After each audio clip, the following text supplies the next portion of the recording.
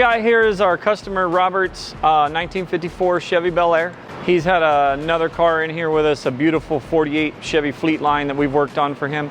And this just came in for basically a wellness check. He had a leak in the right front, just some other concerns. So we took a look at it, found some damage to one of the air lines, a leaky fitting, etc. So we fixed that. Along the line, we also found a loose battery cable and some other wiring concerns. So we just kind of went through the whole car, gave it a good wellness check, replaced some things to get him back on the road, and we're doing a leak test on it right now, just see how long it'll stay without problems, and we're getting ready to send him down the road tomorrow morning.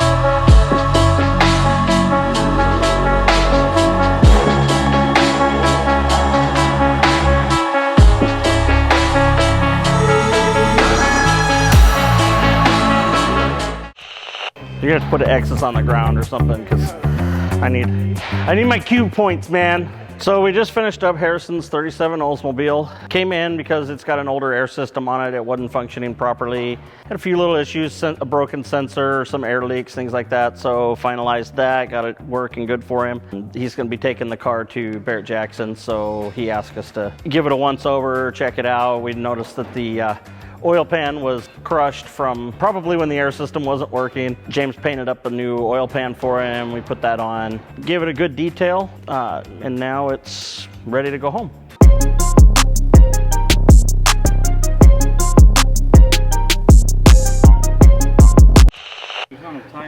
What most people don't realize is you can put your weed in there. Yep. It's the weed storage or beer storage for going into car shows. Right. So you fill these up with your beers and your ice. Yeah, just make nice little beer coolers, and then when you go into the car shows, you go, oh no, those don't open, they're just for show. You have often heard me sigh.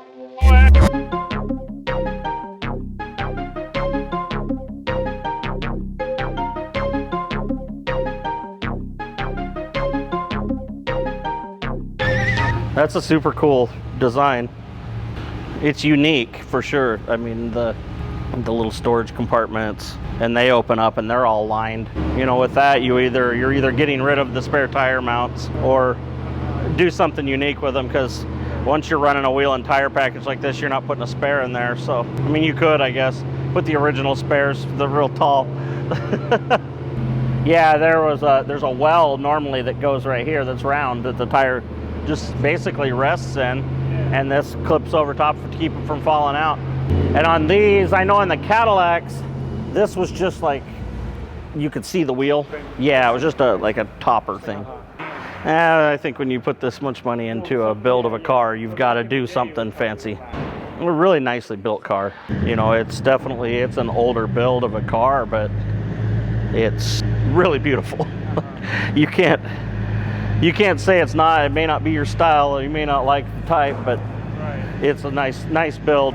It's a big commitment to do that, to make the car one piece. Every panel is now one piece, so you dent it and you're in trouble. It's probably why it doesn't get driven very much. We discovered this morning that the tires are from 2000. 2000? Yeah, the tires are old enough to go drinking with you. So the button, tell me how it goes again. Hit it once, goes up to the ride height? So it's at max height right now. Okay. So when you get there, if you wanted it ride height, hit it down one time. It goes to the ride height. It's going to go down, and then both lights will go off when so it'll flash when it's transitioning, and it'll turn them both off when it's at ride height. Okay. When you want it all the way down, push it down again. It'll blink, and then it'll turn on the lower light. Yep. For the one at the back of the car. Same with if you want to go up to the max height, push it up. Get it to and it'll light up the top when it's at the max height.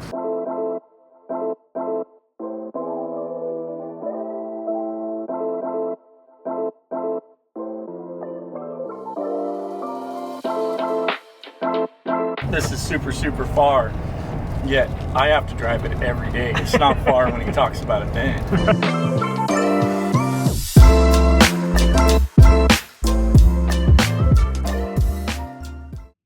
This is a door, yeah, left door, right door, left window, right window.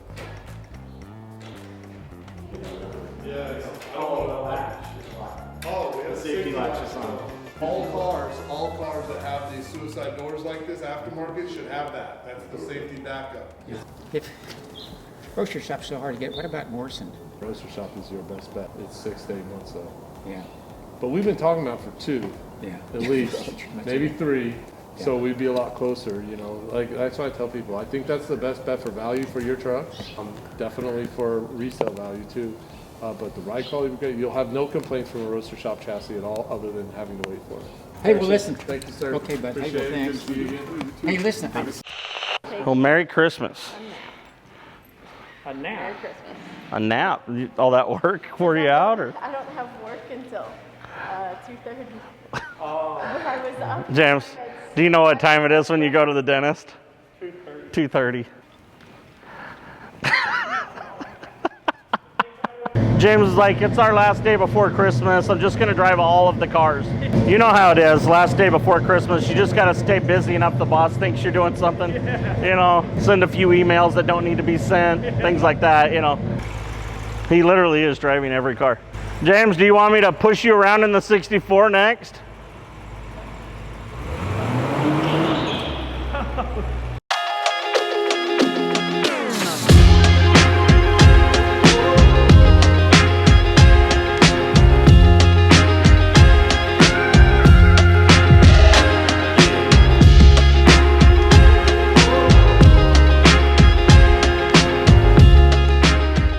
So here we are with our 1974 Mercedes 450. Customer came in, wanted to airbag it. Not a common car for us to airbag, but nevertheless pretty cool. We went with a kit from a company called TA Technix. They make pretty much exclusive German car airbag systems. It was a pretty nice setup. Some billet bag parts and stuff, real nice. We went on to the trunk, rather small trunk space in this car. You have the gas tank to contend with, which is right behind the back seat. So we went ahead with just, we did a nice MDF style board, carpeted in the same charcoal gray as the trunk came. Made sure to stay clear of the spare tire and storage compartment so everything still functions. We got our 2 Viair compressors with our VU4 valve and a seamless tank. No self-leveling on this, just standard management. And car came out real nice, lays down nice. We got to measure it for some wheels. That's about it. We'll get it home to the customer.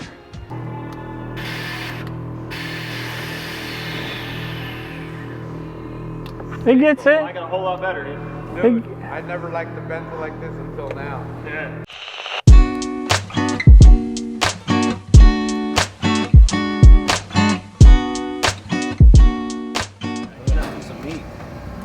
It's hot back there now, dude. The block is hot, fool. Give me some hot meat. The block is hot. There's my food. Oh, how you gonna start eating without us, Tom? Hey man, you left me fucking in here with a bag of fucking chips all by itself. You don't like let the cheese melt on the burger? Well, the thing is, then you gotta ask everybody what they want. And there's 2 different types of cheese. Who the fuck does not eat a cheeseburger, dude? Come on, seriously. Every time I'm like, Should be oh, shot. everybody wants.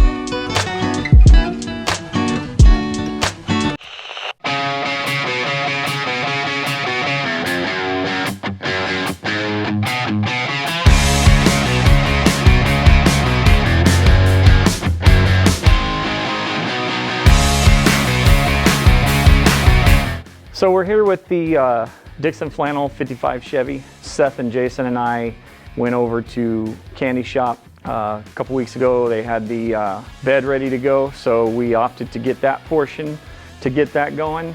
Ended up taking the frame over there to pick up the bed because we figured that might be the safest way to get it back here, is to put it in its home. So I've started installing the trim and emblems and stuff on the side. Drilling the holes in the paint, lining everything up so that then we can get this section painted red that's supposed to be, and then just doing some of the other basic fitting like on the fuel fill and things like that. As they get me more of the parts done, like the lid and the tailgate, we'll go ahead and fit all that. We're supposed to be a few weeks out on the cab.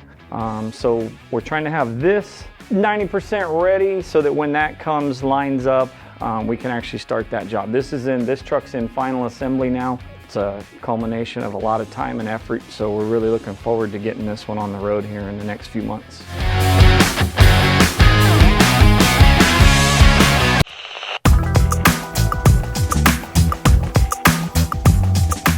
Yeah, this is just an ABS switch box. It's about as basic as it gets. So this car will basically pick a kind of a midpoint, what's a decent ride height for the car, and we'll have the car aligned there, and then you'll kind of be stuck to that area, and it'll get to a few days. Yeah, you'll feel it. Pretty soft. It's a different ride for sure. This will be the first time I've ever worked on this particular model as in airbagging it. So you always learn a little bit, and then you got to learn a little bit more once you start messing with them. This one actually, as far as a German car goes, this one's pretty simple. Newer German stuff, my Volkswagen and stuff, you'll have like 6 or 7 control arm pieces in the rear that keep everything in line, and so there's a lot more to deal with. This was a little more standard. The issue we had here was the kit wasn't 100% for this car. It was for a similar model to this car, so very close to the same. Not too much really. There was some stuff with the shock mounting that we had to do differently, and that was about it. I would have to say the biggest hurdle is that the instructions were in German, and the photos weren't the best.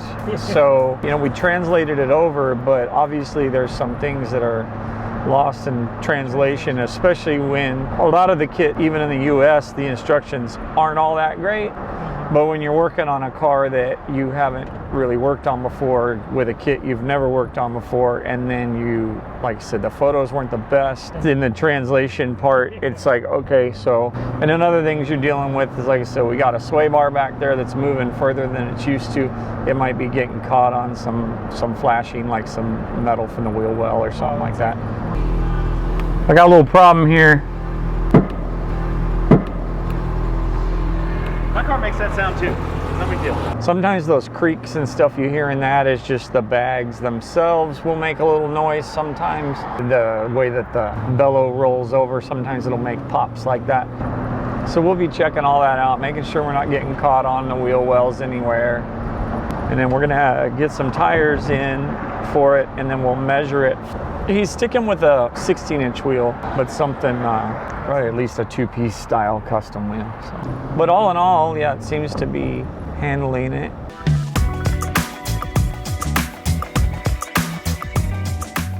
I expected it to be a little bit soft, bouncy in the rear, especially because it's the style suspension is. It's like a double wishbone, which rides really good. But then because the shock is normally inside the spring, where we ended up was with a shock mounted behind at this angle, and the angle actually decreases the power of the shock a little bit. But you kind of don't have a choice. There's not a lot of room for shocks in this car. Honestly, it went pretty smooth, pretty much the way that we wanted it.